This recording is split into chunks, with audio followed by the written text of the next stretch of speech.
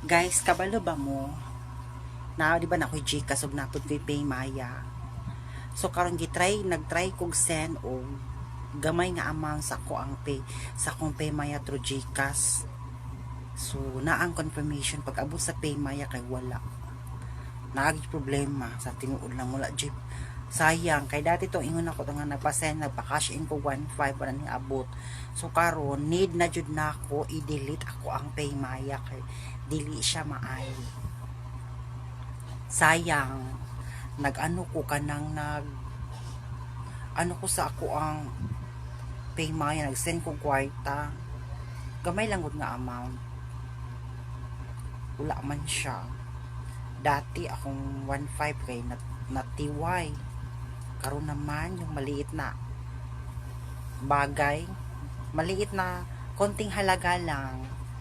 So naji problema siguro. Ang sama jud ni problema sa Gcash ug Paymaya. Contradiction na ba jud ni sila? Sayang ako ang Paymaya. Di na jud ako siya makuha akong money. So, sad to say nga i-uninstall na nako ako ang Paymaya. Only Gcash na lang jud. So, thank you for watching everyone. At least nakabalo mo sa sistema karon.